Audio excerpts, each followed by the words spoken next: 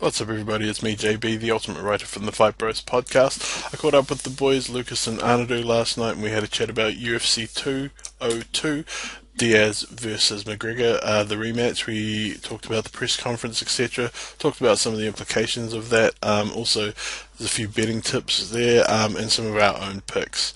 Plenty for everyone. Let us know what you think. Like, share, and subscribe, and thanks for listening.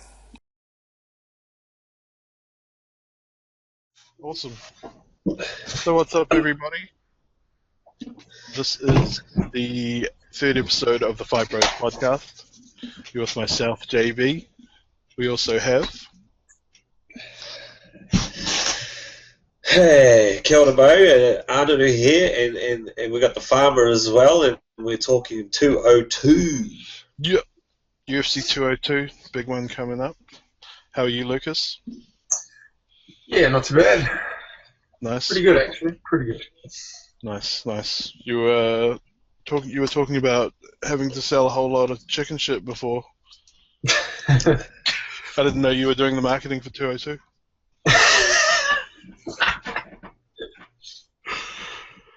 Oh, yeah. So obviously, all of us caught the UFC 202 press conference. What did you think of that?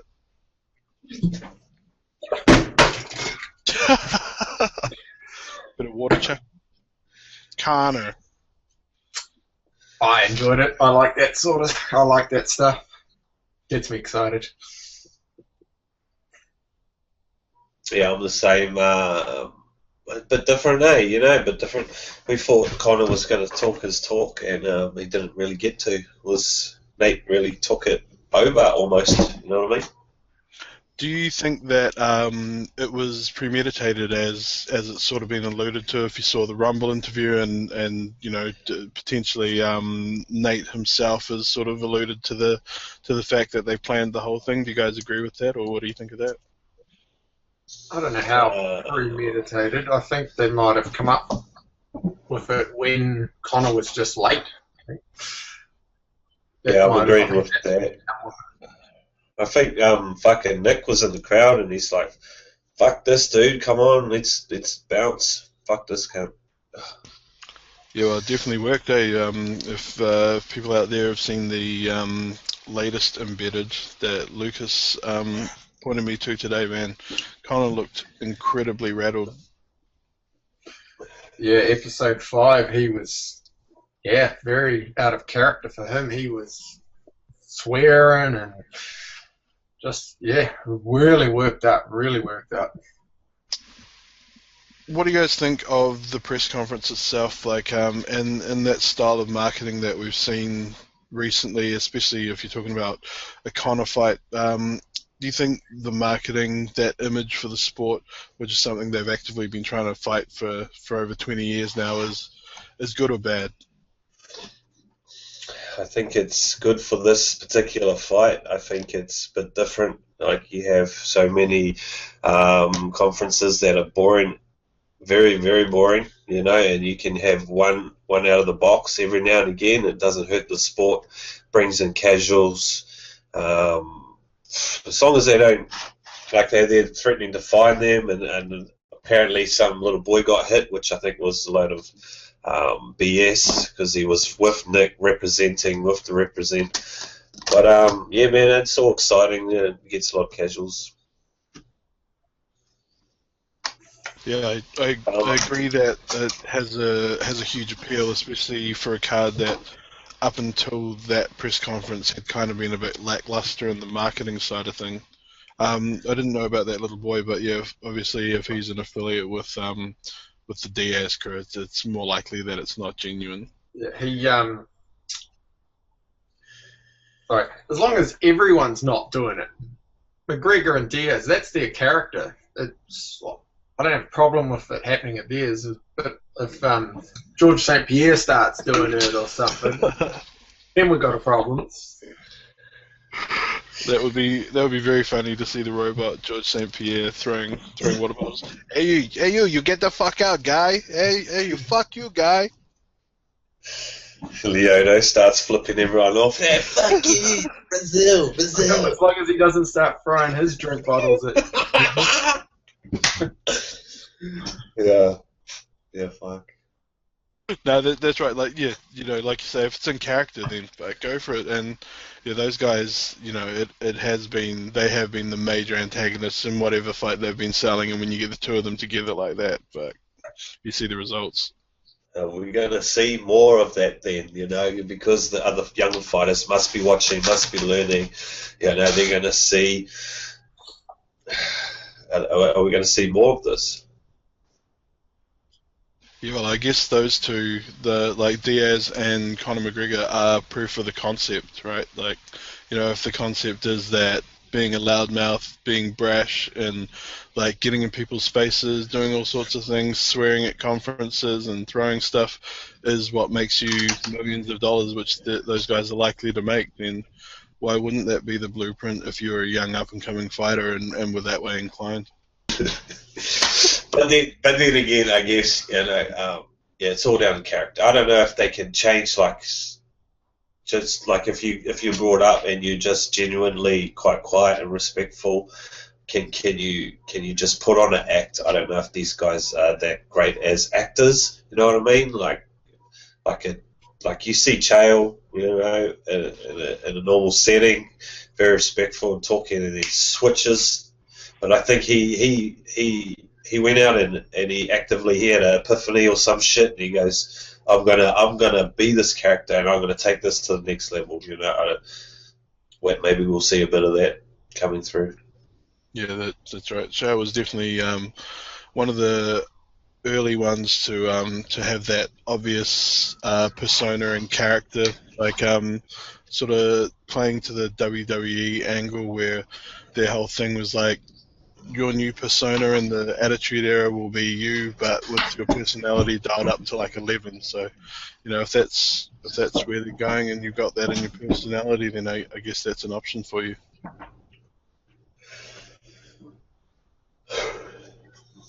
Yeah, and I guess the sad news about Chael's daughter. I mean, that as a father, that's got to be one of the. Well, it is the most horrible thing that can happen to a person, and we sent out a tweet to him today, but that just feels like fuck all. Lucas, do you have, like, when you got that video of him, did you get a fucking direct contact, some email or anything like that when you met him? No, I didn't, unfortunately, but yeah, that was horrible news. Yeah. No one wants to go through that. No. No one wants that. No one, that never goes away, I actually had a friend go through that last year. Wow. But into this year, actually, and that never, you can't forget anything like that. He'll carry that for the rest of his life. It's sad time. Like, what was it? 10 weeks premature? Yeah. His wife had listeria and food poisoning, and baby was born premature and didn't make it. Damn, 10 weeks that's a hell of a fight. So, that's tough. It's real tough. Yeah. Anyway, on that cheery note, sorry, we've got to change the subject somehow. So the TAB today, they gave me $5. For free. Shout out to TAB. I don't know. Thank you for that. But I had actually given up on betting on the MMA. I thought I'd be pretty good at it, seeing as I watched so much of it. But it turns out I was fucking terrible at it. I had a limit. I set myself a limit because I can get out of control with things of this nature. So I set myself but $20 a week, and if I didn't win it, then that was that. If I did, then sweet, I stayed in those confines of whatever I won. I got to spend the next week. So I was down to 20 cents, but now I've got $5.20. Yeah. So I think I'm gonna. I like to do a bit of multis where I take a lot of underdogs, and I try and turn that $5 into $20,000 or $50,000. But it's just a guessing game, man. It's just button pushing. I'd like to hear you guys what you guys do with your money. in the UFC or MMA betting in general, because mine's just guesswork, man. Low risk, high reward, a lot of fun. Yep. There's a lot that makes the fights fun. Even like what I do, it's like we've got the Fight Pass prelims this weekend. I'll just do a little multi on them, even though who's Vittori? Yeah, but it makes it fun. Chuck them all on the underdogs or go with the favourites, whatever you want. Just adds a little spice to that for those Fight Pass prelims. Yeah, try to give you like a little extra incentive to watch it all and things like that. Totally. You'll find you'll be bloody. Next thing you know, you're cheering for old Marvin Vittori. Yeah, that's right. Like, another favourite of mine, Platinum Mike Perry. Spoken about him in the past. But yeah, it definitely, like you said, helps spice it up, adds something extra, and you're in charge of how much you spend. Once you put that money onto your account, then it's up to you what you want to bet. If you want to bet at all, when you want to stop, when you want to start. So, it's a real cheap way to have a bit of extra fun. Yeah, I had real good luck at the start. Like, I think I chucked in $100 in my TABE account, and I got it up to few thousand at the start, and I took some out, and it started to go down slowly now. I took a big hit on RDA. The Australian card, Tahuna and Dan Kelly. Hurt. Yeah, RDA and John Jones messed up. As long as you're not pumping money into your account each week, and that's a lot of fun. Like I'm similar to Anaru. Like I definitely have a tendency to get carried away with things that I enjoy. So I set myself a limit. Usually I'll go down to the TAB on a Sunday morning, chuck $10 or $20 on, and then just chuck the fights on during the day as I've like rewatched the. I usually rewatch the weigh-ins, even though these days the weigh-ins are not really too useful to watch because you're not seeing the fighters at their worst. But I would usually watch the weigh-ins, have a look at the embeddeds, and then also the road to UFC, whatever it happens to be, just to get a bit of reference on it, and then chuck my bets on. Yeah, those weigh-ins have really taken that out of the equation. Unless you're paying real strict attention to it, where they're actually telling you what happened at the early weigh-ins. Yeah, that person had to come back later on and weigh in again. You used to be able to look at the weigh-ins, man, and almost see, how well this weigh-in has gone for that person, and that could be a factor in who you put your bet in. But I'd still fucking lose all my money anyway. If you're hardcore, you can definitely still keep in touch with the actual weigh-ins. All the big MMA news sites are at those weigh-ins. Yeah.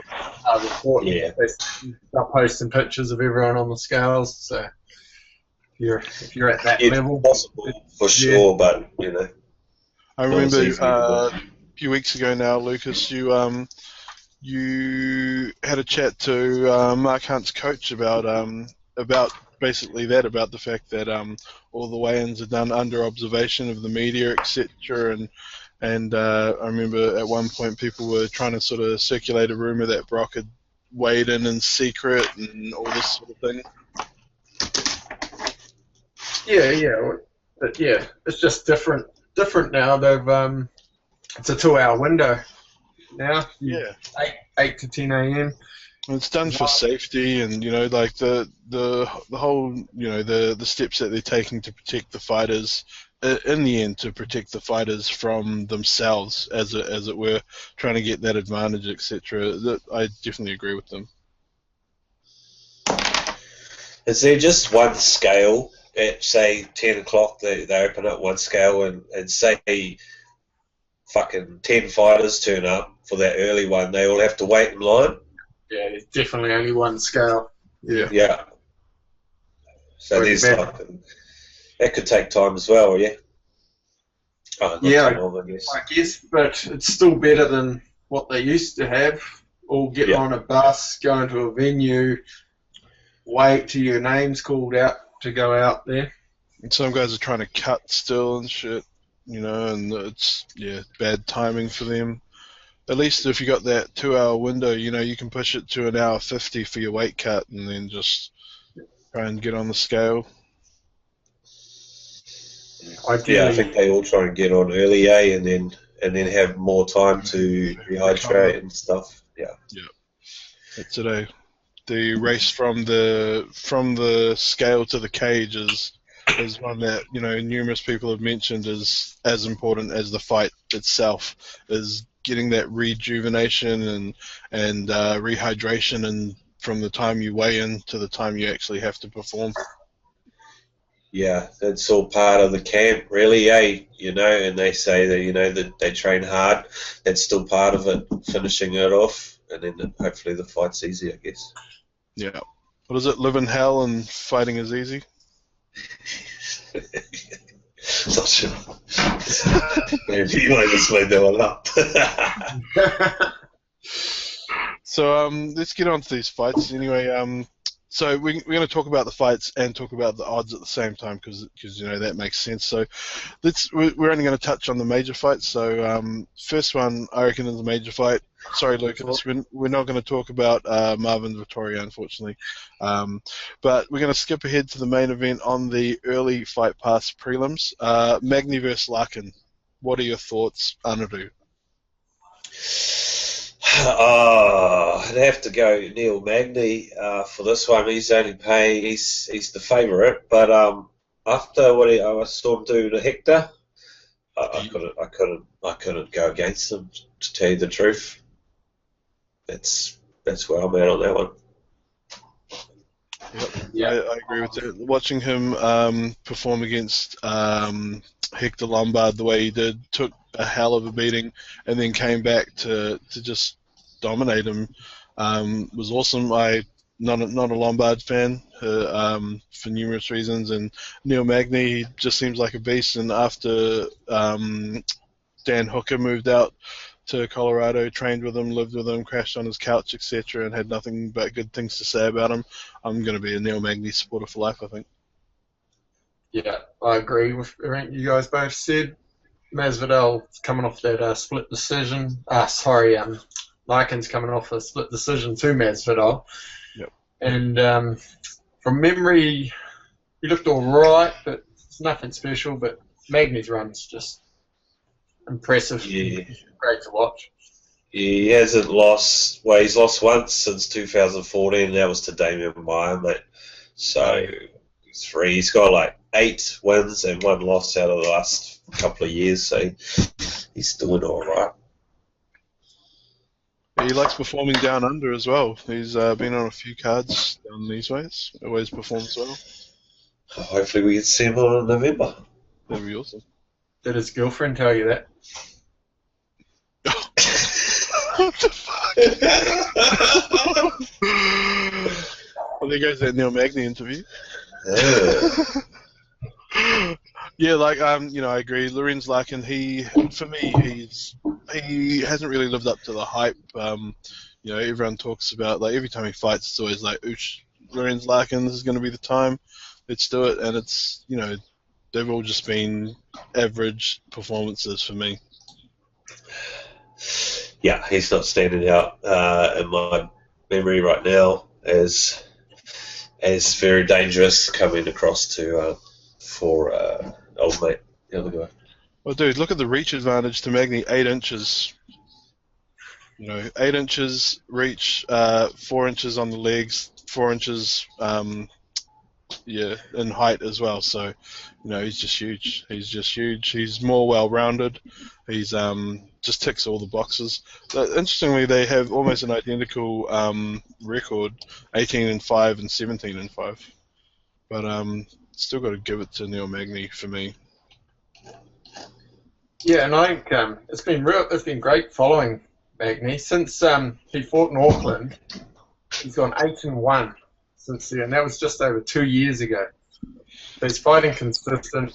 We're seeing him on our TV screens all the time. And he's fighting good competition as well. He's not like sweeping up the bottom half of the top 10. Well, Lorenz Larkin isn't ranked, but we've seen him fight killers and people that have given other people huge issues in the past. Yeah. Agreed. Yeah, man, he's all good. He's great fighter. I think he'll clean up Lorenz. I think it's good how they've changed. They have like these fucking what they call like an expo, like these featured fights at the ends of and the Fight Pass prelims and end of normal prelims. I think it's good. It's a good change, and it does bring in those last people trying to watch those fights. Brings them to Fight Pass, brings them to the prelims. A lot of people moaning about it. I think it's smart. Yeah, I definitely agree. It's a great idea, and if you look at the Fight Pass prelims, the Fox Sport 1 prelim main event is Cody Garbrandt versus Takeo Segaki, which is a fight we spoke about in the last podcast as well. But that fight potentially has some title implications. Yeah, you got this guy fighting on the end of the prelims who could potentially, like you just said, be fighting for a title next. That boggles the mind almost, but it's bringing in that crowd, and then they're trying to obviously get you to pay for that pay-per-view next. Give you a good fight. What do you think about Cody? There is actually some good odds on this one. Not head-to-head. Head-to-head, you're wasting time. $1.18. Not worth your time, but Cody Garbrandt KO $1.85. I think that's. I think I'll be chucking a little bit of cash on that one. I think that's the way I see the fight going, anyway. Yeah, I'm definitely going to pick up that for maybe a few dollars, $5 or so. The other one is as like a hedge bet because I'm a major hedge better. I just always counter my bets just in case. I would go Mitsugaki for $7 on the decision. Potential there, even just for $1. You can't really lose. What's $1? And also Garbrandt for $9 via sub. There's always potential there. Someone who's such a heavy-handed striker could rock Mitsugaki, put him down on the ground, and then jump on a neck. Alpha male known for jumping on necks, so you never know. Yeah, man, it's a good thought process right there.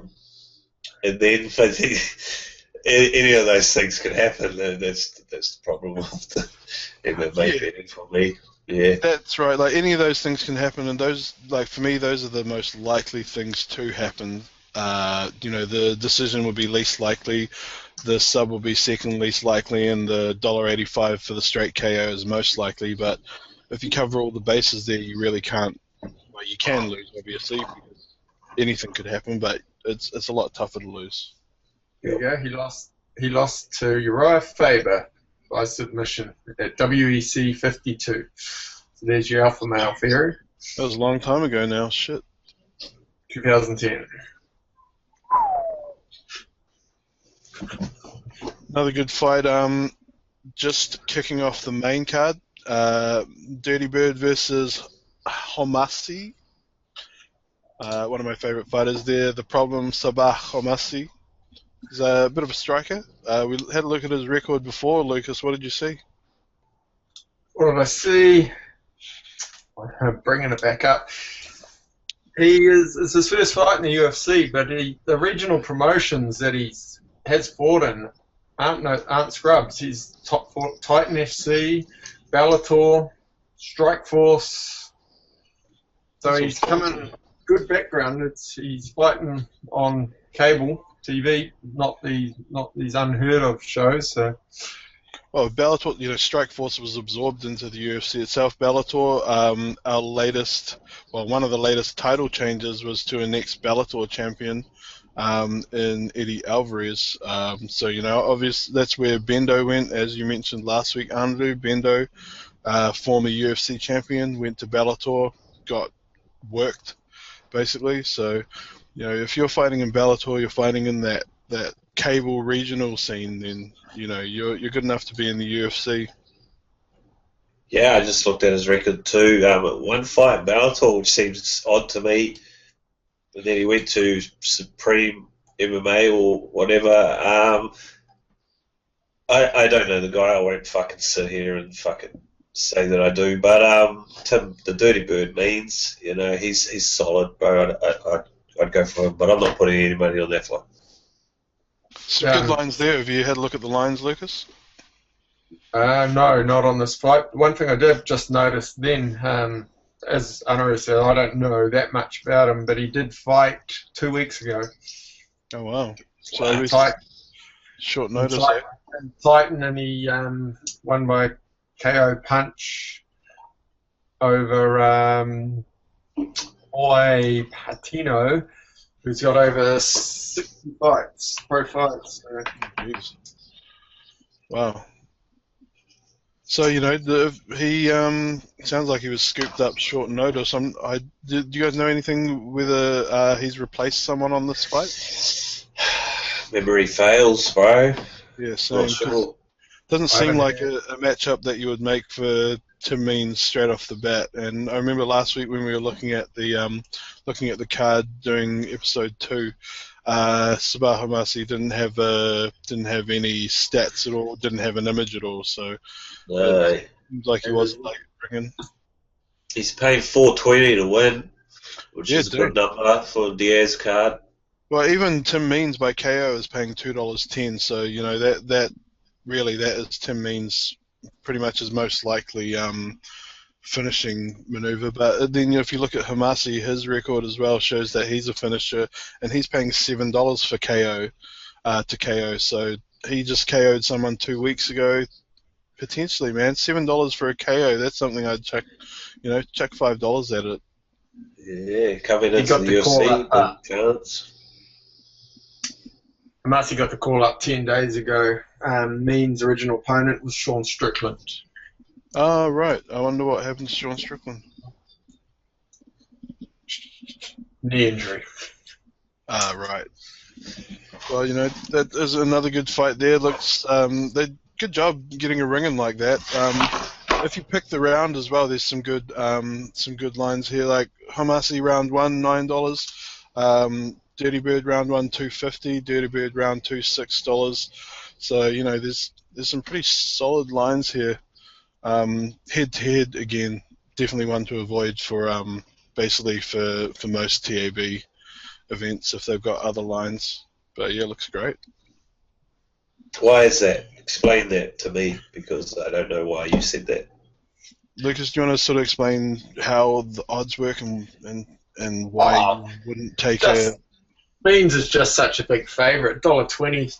To make anything worthwhile, the risk to the reward is just, it's MMA. Yeah. You want to make any amount of money on that at $1.20, you're chucking a fair bit of money on there. If I chucked $100 on there to make 20, Hamasi comes in, one punch, bang, there goes $100 just to make 120. That's basically like in New Zealand we use generally we use decimal odds we use dollar odds as opposed to in the US they use plus and minus odds. So like $1.20 means for every dollar you put in you're getting $1.20 back, so you're getting jack really. But if you look at like $2.10 for a Tim Means KO, that's his most likely method of finishing the fight, and $2.10 is solid. You can chuck anything at that and get worthwhile money back. Yeah, understood. I was just thought you were negating the whole heads ahead as a whole, even from the other side, like even the 420. No, just on those sort of the big favourites. Yeah, got it. And because as Lucas has spoken about in the past, like the TAB, and I agree as well, the TAB odds makers are not amazing. It's often easier to play the better lines than risking more to play those lines. But yeah, I'm surprised they got so many lines on that fight. It's so early in the card that it's not really one that you'd expect. This is the most I've seen for a pay-per-view. They've got Yeah, Even way the more next odds fight. as the whole main card. Yeah, Lemon Perry, like Perry is another ring-in. Platinum Mike Perry is another ring-in, very late shadow fighter, 6-0. But, he's got full lines, full odds as well. So, who are you picking here? Oh no, you've talked up Platinum Mike Perry. I might be just chucking some money on him for the hell of it. Don't let me Joe Rogan you, bro. Don't let me honey dick you with the Joe Rogan talk up. No, again, I don't know much more than what I've heard in the last day about him. Heard on another podcast that he's 6-0, but he has been rocked in a couple of those fights. That's about all I know about him. So coming up against a UFC quality opponent might get him in trouble. Who knows? Yeah, He's John another is definitely a bona fide finisher, and he's a solid fighter. He's got good reach, etc. So, Platinum Mike Perry might be special. You never know. Be interesting to see. I'm going for the ace. The ace in the hole. But yeah, good lines for that one. If you want to go round by round, definitely good lines. Platinum Mike Perry paying $9 in the first, 13 in the second. Lim paying $2.50 in the first, $5.50 in the second. So either of those are good. And then you've got your method of victory lines, which are, man, they're great. $6 for Perry for KO. I wouldn't miss this fight. Look at that, the KO percentage of these two fighters, 77% and 100%. They're going to be swinging. Yeah, and if you don't think Mike Perry is going to be taking full advantage of this stage that he finds himself on, I think he's going to be going for it. So these guys are going to be swinging. I'm going to chuck money on Mike Perry for $6 for the KO, and chuck money on Lim for $1.80 for the KO. So, chuck $1 on Mike Perry, chuck a few dollars on Lim, and then you're winning either way, really. Oh, Mr. Safe Better over here. Yeah, I'm making I would rather win, a small amount each time than lose all my money each time. Build that Build the bank. I'd rather turn $5 into 1,000 or lose $5. You know what I mean? But I can turn $5 into $18. Into what? 18. And then I can turn $18 into $70, and then I can turn $70 into $300. Meanwhile, you're dropping $5 a week, but you're still getting the thrill. I just get the thrill, man. Get the thrill. And the potential win's always there. Unless it's gone. 6 figures. Yeah. Unless it's gone in the first fight, and then you're like, fuck this shit. That's why I never ever do multis, because I have so little faith in my betting already. You think I'm going to do multis as well? Nah, but you're looking at it. It's like $5 into 1,000. You're like, this feels good, man. I know this is the one. This one. That last one was shit, but this one. This is my $5. Awesome. Next fight on the card, we have someone who just came back from an USADA holiday, Rick Story, versus the Cowboy. Was that an USADA holiday? That's what you said last week. Yeah, but I assumed it was a USADA holiday because what he looks like when he's come back from that holiday. He's got an amazing USADA tan. Looks great. Apologies to Rick Story. Yeah, but it's Cowboys. Killed another inch. Let's go Cowboy. Yeah, I love Cowboy. Rick Story's got everything to fight for, though. He is, he's ranked higher than Donald Cerrone, but he's on his way out. If he loses this, it's probably not too long till he says goodbye. Yeah. I saw Cowboy come in on that embedded the other day, and his fucking Harley just rides into Vegas, and he's like, I'm just riding my Harley in, I come to fight. You know, probably wanted to say, "I come to fight and fuck," but he wasn't allowed to say that. But that's fucking what he wants to say. You know, he's just the man, bro. He's like one of the only fighters that is allowed to ride his Harley and go fucking wakeboarding and do all this bullshit when he's got to fight the next day. Eh? Yeah, no, he's cool.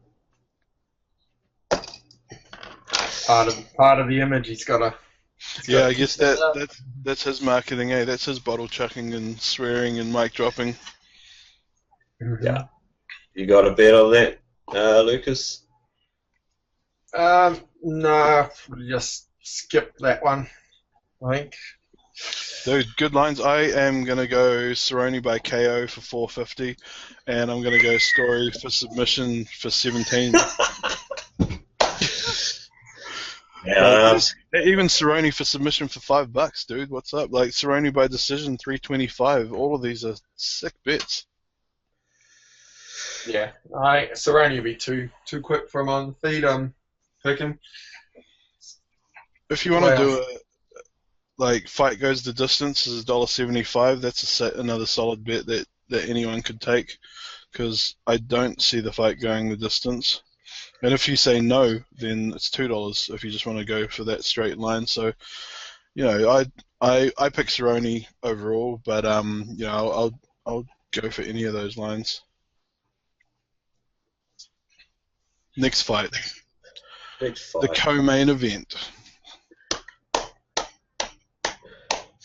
Anthony Rumble Johnson versus Glover Teixeira. Did you see the embedded on these dudes? They both look phenomenal. Yeah, they look great. They look like they're in some of the best shape of their life, and you know, these guys have got such great attitude as well. You know, if you saw the presser the other day when everything was falling apart, these guys are just like, "Yo, see you later, bro. Catch up."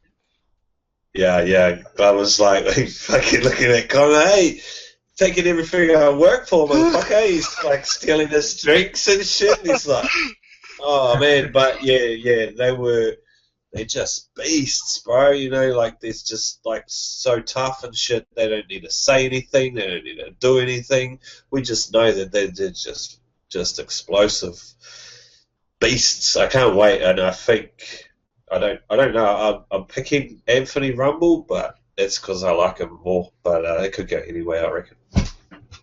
I'm going for the upset on this one. I'm going for Glover by decision. Are you consider him? You think he's the upset personally, or you think he's considered the upset? Well, betting lines, it's right. It's the upset.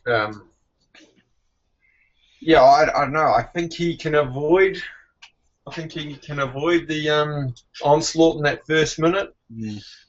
And in Glover's last fight, there, I've seen him like against OSP. He got OSP to the ground, and I just think Glover's got what it takes. Just got to avoid the big power in that first couple of minutes. Make it ugly. It's got to be an ugly fight for him, I think. Glover's more technical for sure, eh? Like we've seen in all of his fights, he's not afraid to stand in the pocket, and he's skillful once he's in there as well. Yeah. Dude, have you seen the lines for pick the round?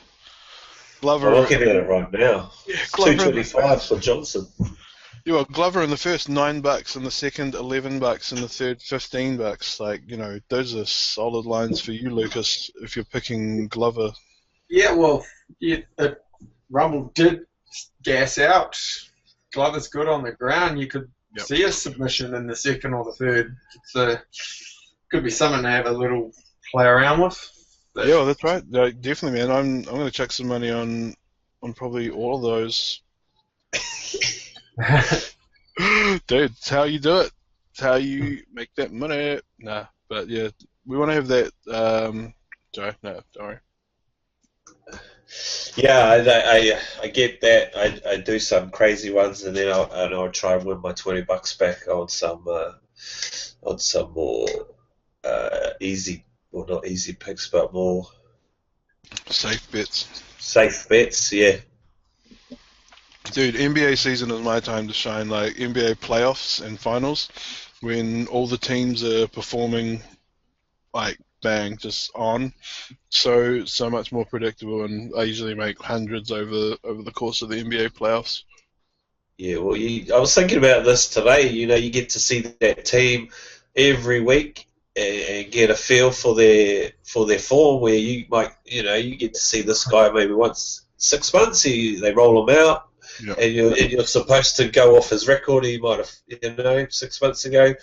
You don't know it, and it's makes it much harder than fighting on than betting on something that's happening every week. Yeah, like even rugby. Like Lucas, you're a big rugby better, are you? I know you're a Oh, huge rugby not so much supporter. rugby. I did alright with the cricket in 2020 earlier. Cricket again is a more predictable sport. Obviously a lot more predictable than MMA, but those games, those seasonal games are, combat sports is just the most volatile form of sports there probably is. So, when you're trying to, even Dan Hooker, who, as we all know, is a huge student of the game, he mentioned when I spoke to him a few weeks ago that he can make all the bets, make all his picks and get 70% of them wrong, and people tell him that he doesn't know shit, and, the dude obviously does, and it just shows how anything can happen in MMA, and if you want to chuck money on it, just be prepared.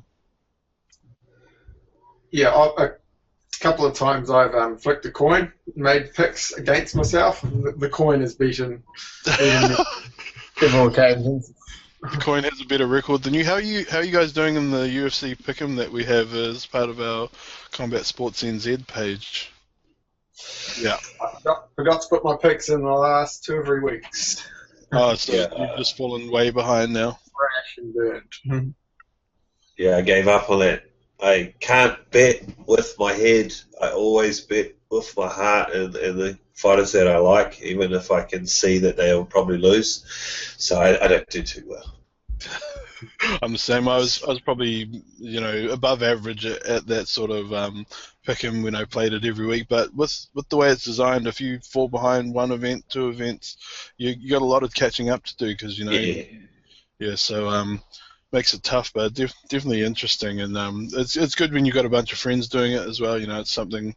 Have you guys looked into any of the overseas fantasy MMA leagues that they have? DraftKings. Yeah, I'd like to look into that. I don't know if we can actually do it in New Zealand. Right. Of course, there's ways around that, but it could be a lot of fun for a group of mates. Yeah, I remember in a previous role I had, we used to do a lot of bets around the office and stuff, and some weeks, I would love to have been doing those office bets now because with all the casual fans and stuff that are starting to join the sport, it would be like, oh, you want a $10 bet? Yeah, sweet, bro, let's do this. Just we'd be able to clean up compared to some of those casuals. I'll bet on the big guy with the muscles at the pub. I'll take that guy with the tattoos.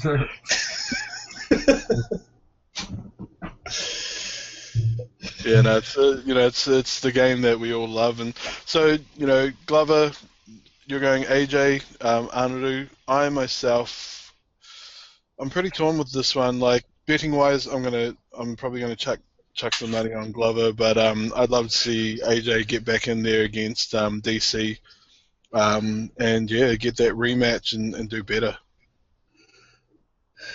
Yeah, for sure. Yeah, I like AJ, man. He's a good dude. So is Glover, though, man. He sounds like a don when he talks now, like some kind of like mafia dude when he's talking. And they're embedded. It was cool. I liked it a lot, but I just like AJ a little bit more.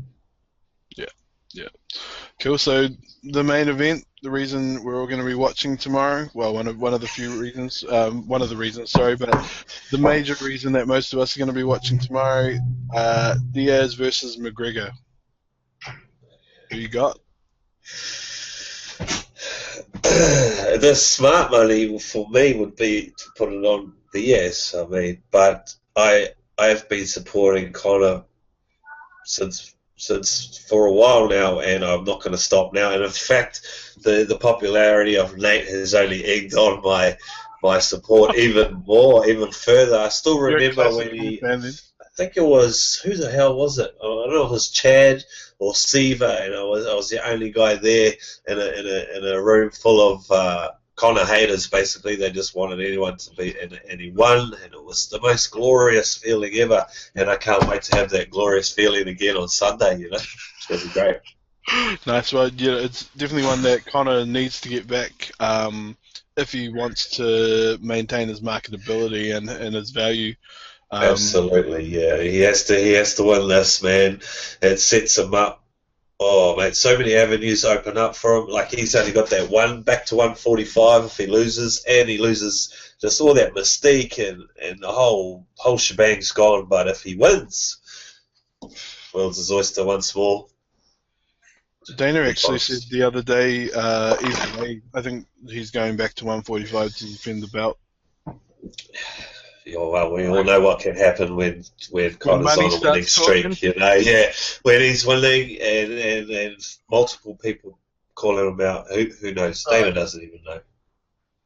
If he wins, there's a certain fighter just went back into the USADA pool from Canada. Oh, You know that's happening. He's going to call him out. yeah. Well, I don't even know if I'd like to see that fight. No, he'd get wrecked. Yeah. George St. But Pierre. yeah, that's right. He would probably just get put away incredibly early because his chin over the years just deteriorated and declined and declined and declined to the point where he can't really take shots at all anymore. That would be a nice passing of the old torch, though, wouldn't it? And I'm sick of hearing GSP's name and not seeing any fights. You don't want to put some being respect on fucking his name? signed, Well, he's back in the USADA is testing he back in? process. Start. All right, that's a good start. Yeah. What about GSP versus Chael? Pillow punches versus the grinder. That might not be the most entertaining fight. Well, I think any fight. Can they both lay on top of each other? Is that possible? Well, they can spoon. That's kind of similar. All right, hang on. What if Nate wins? He says he's the show. A lot of people didn't give a fuck about him before Connor. A lot of people supported him, but not like now. Not like now. It's like 90% of the fucking internet is Nate Diaz supporter. Where do you see Nate go after a potential win against Conor McGregor? You've got to get him in the title 155, don't you? Yeah, I see him going back to his division and fighting for the title. Potentially, or I don't know if he wants those titles there. I think he just wants the cash.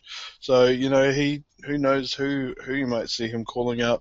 Like watching the Bad Blood this afternoon. I sat down and watched it with my girlfriend. Like the way he was portraying it, at least, his game plan to get to the money fight with Conor started at Michael Johnson. At that call out started. Right? Yeah, that's right.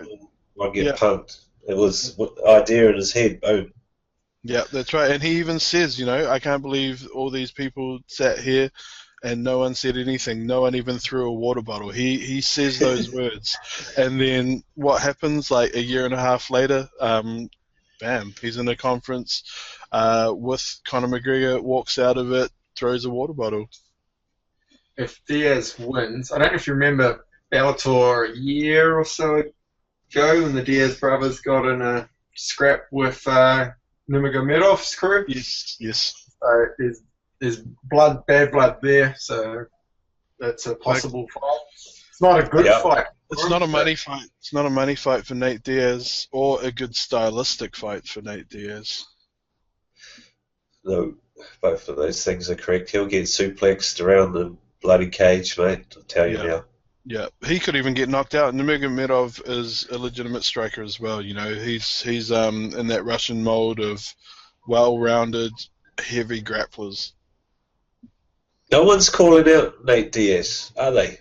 I haven't heard anyone going, not in the same effect as what Conor is, Well, I've heard 3 call-outs in the last couple of weeks. Like, Yeah.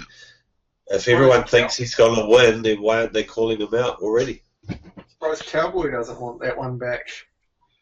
Yeah, well, Nate has openly criticised Cowboy a few times as well. So, you know. Did you see their fucking whatever that was? And the Cowboy goes like this, like fist pump, and Nate's like, yeah.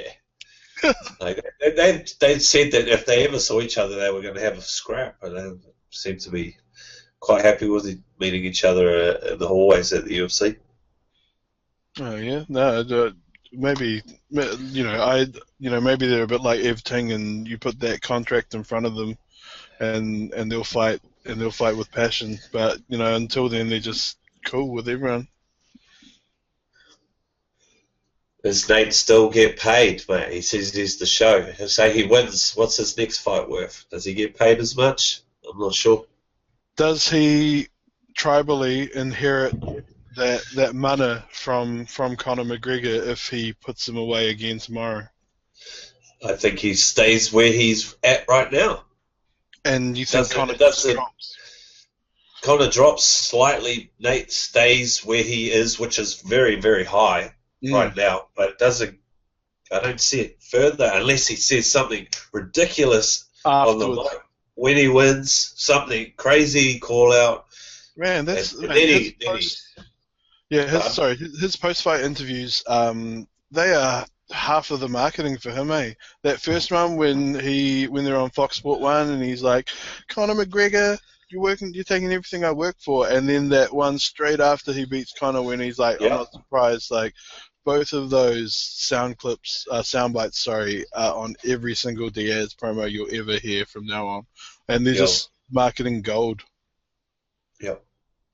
And if you saw today's open workouts, which we spoke about earlier, Conor, he looked out of sorts. He looked out of ideas. He looked out of words. He basically said the same thing twice. He just said fuck Nate, fuck Diaz, and fuck you if you like him, and then bailed. Yeah, I didn't see the whole thing. That's if Diaz wins. That's not happening. Not happening. You don't think Nate Diaz is going to win? You don't think there's any chance of it, or? I'm going to get off the fence at some stage. I think I'm leaning Conor. That's what I saw in that first round last time. Yeah, and you think this time he's just going to have more stamina and power to back that up and go for longer? I think he just didn't fight smart, like he said. I know you watch some of those breakdowns that the big lefts he was throwing over and over again, miss. And the spinning kick and all the nuances of his fight style where he'd kind of just dialed them all up in that previous fight. Potentially to his detriment. You still give credit to Nate Diaz for finishing the fight? Oh yeah, you have to. You watch Dan Hardy's breakdown of the groundwork Nate did. That's very impressive. If you haven't seen it, look up Dan Hardy's breakdown for 202. It's a real good watch. But McGregor, the first round, he played around in Diaz's guard and landed ground and pound, got back up. Yeah. So he hadn't been hurt at all in that first round. It wasn't until that second round when some of those 1-2s landed, eh? Yeah, no, exactly. No, I think it's going to be a hell of a fight. It's close. But I've got to get off the fence at some stage, so I'm going to lean in towards McGregor. Nice. Well, if I bet McGregor, bet the house.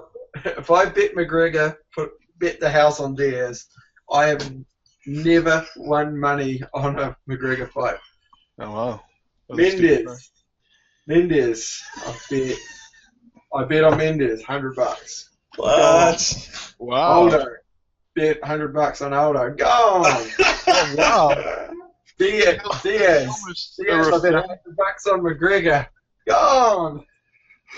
So you're kind of like a reformed McGregor fan now. Like you've gone from not supporting him in your betting Oh, I've always liked him and enjoyed watching him. I just didn't think he was going to win those fights. Yeah. Well, so do you think he's definitely going to win tomorrow? Full camps for everyone? I didn't say definitely. I'm going to go for Nate. Like I've been a Diaz fan since I first saw Nate on Tough all those years ago, and I'm not a McGregor fan either. So it's an easy choice for me to make to go for Nate Diaz. I'd love to see him win. I'd love to see him then go in and cash some major checks over the next couple of years and then retire. Go and teach kids jiu-jitsu and make those balloon animals for the rest of your life. Like, I'd love to see that. That'd be like a fairy tale ending for Nate Diaz, if you ask me. I wouldn't be surprised if he does it by KO in the second, maybe third. TKO. TKO on the ground, or TKO, KO, whatever. Talking about betting odds wise, like Yeah.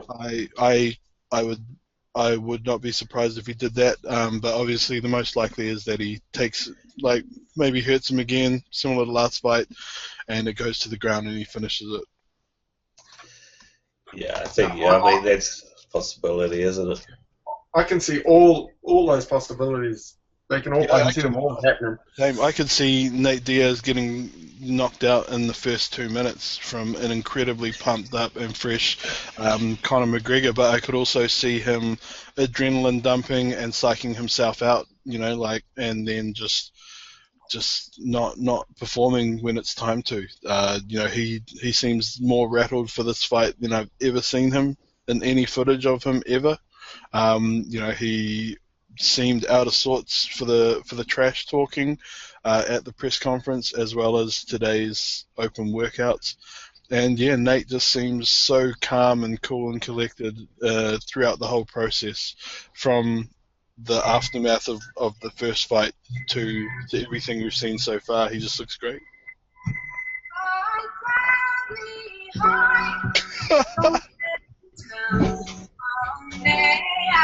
Middle name Patrick, last name's McIver. Double lean to the Irish. All those McGregor fans find their Irish roots when it's time for him to fight. Yeah, for sure, bro. I got Scottish roots, but I'm backing those Irish all the way. Yeah, I think it's going to be a great fight. That fight definitely makes the event. You cut that fight off, as Lucas said, and it's a Fox Sport 1 card all the way. Agree.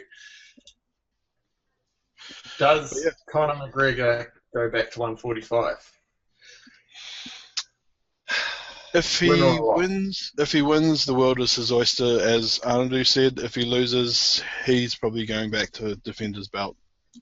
Yeah, I agree. On a loss, I think he just has to. It's the only card he has left to play, but if he wins, I think he lets that belt go. The more I see of those weigh-in picks, and with that hydration Regulations, weigh-in regulations, I just don't see him doing it. Yeah, that's like I said last week. I don't even know if he could make that weight cut if he had to, without doing some major, a few months of prep for it, because especially if he's been bulking to keep himself up at welterweight. But yes, then again, saying that, good. a little bit off topic. Did you see Cyborg on the scales weighing 172, and she's got to make 140? McGregor reportedly walks around at 173, 174. So it's poor Cyborg.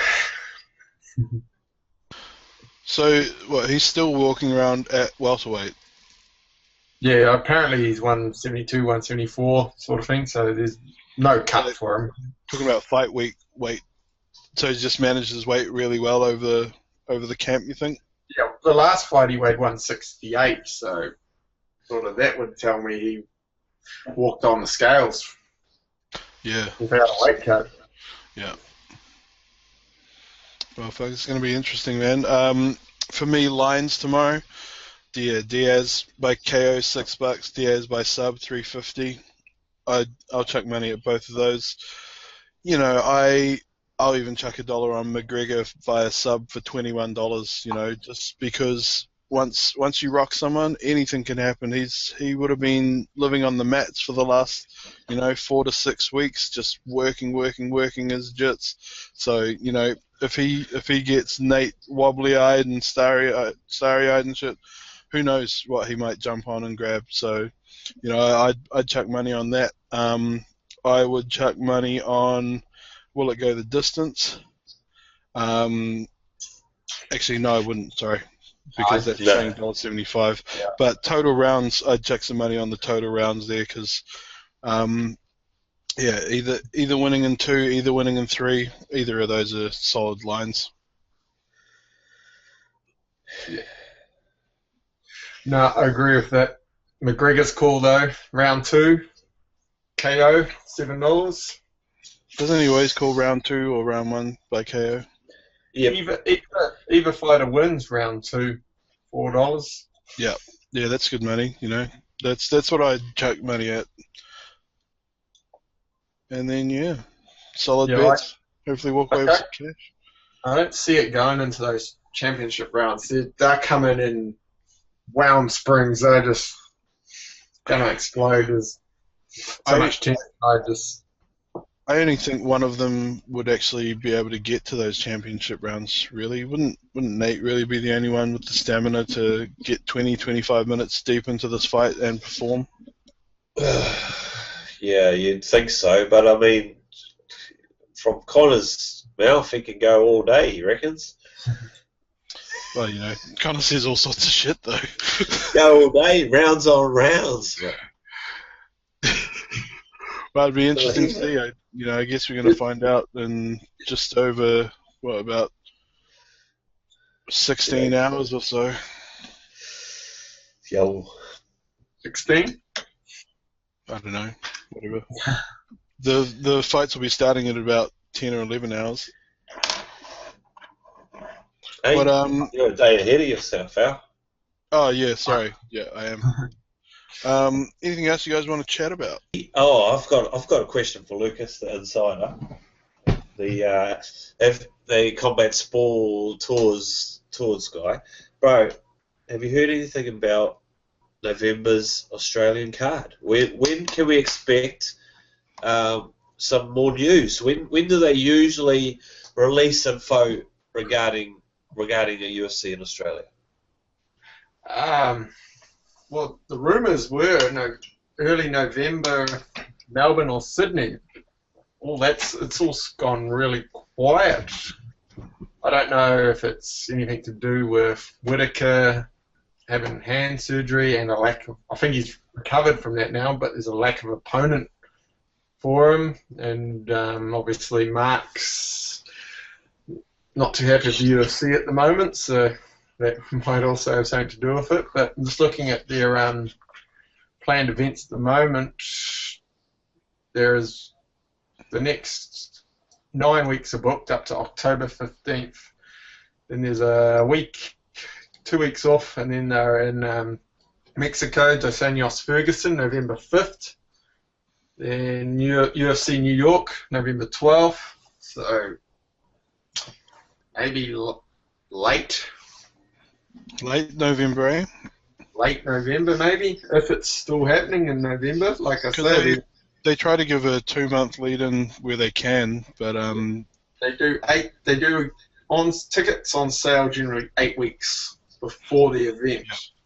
They normally announce the event a month before that, so I would have expected we would have heard something by now if it was going to go down then. But how many? From memory, the Auckland card that snuck up pretty quick. I think we only had about 8 weeks. That's right. We had almost exactly 2 months for that one from memory because I remember the day that announcement dropped. It was one of the greatest days of my life.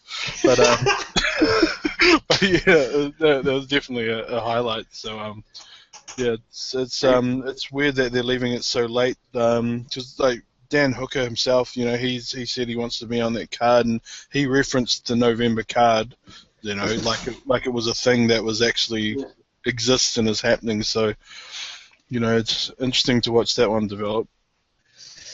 I know a lot of us media in Vegas all had a meeting with Tom Wright and that, and apparently it was November was mentioned then.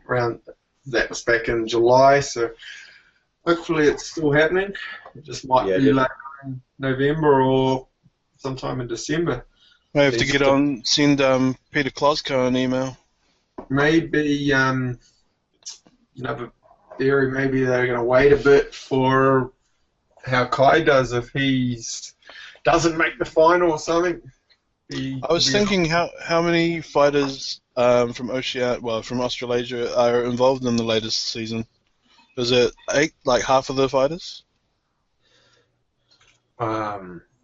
Oceania. Like from Asia and shit, Asian champions. Yeah, Asia, Australia. Like what is the teams?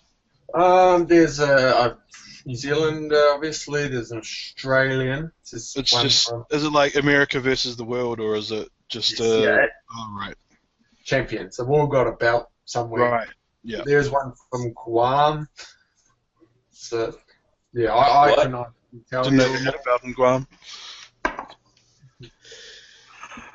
But they could potentially squeeze that in November still. Like they've done that before, where they have 2 cards on a weekend. You know what I mean? Nah, when was the last time they did those double headers? Throwing that away. I can't remember one for quite a while now, because one of the cards was always going to bomb for the US broadcast times, because obviously if each card is like 6 hours long, and then they have like an 8-hour break in between, then you can't have them both on prime time. So has that not happened for a while, has it? Nah. 18 months. Easy now, Back in my day, you could have 2 in like in one night. That's how we used to do it back in my day. And we wouldn't watch one of them because it'd be when we were in fucking bed. Yeah. Yeah, I remember those cards. They would kick off at like 3 in the morning, and then you'd watch the first I would generally watch the second half of the first card, and then try and catch the second card when it's on later on that day. But I don't know. It can when it's on so often and stuff like that. I feel that it can cheapen the sport a bit. Like, dude, I remember when it was once a month, Rogan and Goldie, pay-per-view, the only other time you get to see UFC content was Tough. And I was watching every second of every single bit of content we got back then. Now it's like, we're spoiled for choice, I can watch an event anytime I want. Like, I don't have to sit down and watch it when it's on live. I can watch it 2 days later. I can watch it half an hour delayed. So it's awesome. I love having all that MMA and sport in general at your fingertips. But in some ways it can cheapen it. No, agree. But UFC have definitely buttoned up. I think what they're doing at the moment, like you notice the last couple of weeks is almost a bit of an off season since 200. There's only been a couple of cards, make us want more. And then coming up, we've got 1, 2, 3, 4, 5, 6, 7, 8, 9 in a row. 9 weeks in a row now. Yeah, it's good. It's good to sort of let the whole scene breathe after Fight Week and UFC 200, etc. And also, I assume part of that is strategic towards trying to get sort of Mark's name out of the headlines and stuff. If the UFC itself just keeps a low profile, then things related to the UFC potentially keep a lower profile. Yeah, buy you a beer if you can name 2 or 3 of the main events in the next 9 cards, not counting Diaz McGregor. Without looking.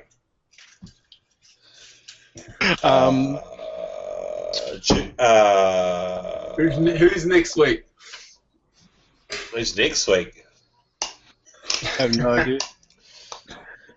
Is it Tony Ferguson? That's in November.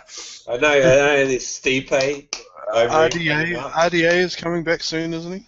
Yep. Yeah, against Ferguson. You guys are getting no beers. Here we go. We got next week. We got Maya Condit, Losty Barnett, Miocic, Overeem. That's pay-per-view. Poirier versus Johnson, Cyborg versus Landsberg, Linker versus Dodson, Bisping Hendo 2, Lamas versus Penn, which I do not like. That's Ricardo Lamas and BJ Penn. Yeah. Yep. Philippines. Yeah. After BJ Penn got wrecked by Nick Diaz, I wanted him to retire for a long time, but yeah, after that fight, I was like, that's it, bro. Just quit. Just stop. And yeah, then he fought Frankie Edgar after that, didn't he? I don't know. I remember him fighting fucking. Yep, right. Fight. No, he had Rory. Didn't he? Rory He went welterweight. He went welterweight, featherweight. Yeah. Cool. So, anything else we would like to chat about before we wrap it up? No. Wrap it up. All right, let's wrap it up. Cool. So, another good chat. Looking forward to the fights on Sunday. Weigh-ins will be tomorrow. You can catch it all on our pages at Combat Sports NZ on Facebook and iTunes. Not iTunes, Twitter, etc. But yeah, 2 days time, 3 days time. Oh yes, that's right. We're free from a USADA ban. Yeah, we've been on a holiday of our own, which we'll be free from. So that would be great. Yeah, we'll get into that on another occasion, and we'll explain our journey. Journey into nowhere. Dude, it's the journey that led us to this point right here, to us, the three of us talking online. So, it's bittersweet, definitely. But yeah, that's it from me. Much love, everybody. I'll let you guys sign off as well. Yeah, man. Thanks for joining us. You wait your turn, mister. And hopefully everyone's enjoying these podcasts, mate. I got a lot of good feedback so far, which is nice. And my bottle's bigger than your bottle. Thanks, mate. See you later. Later, everybody. Thanks for watching.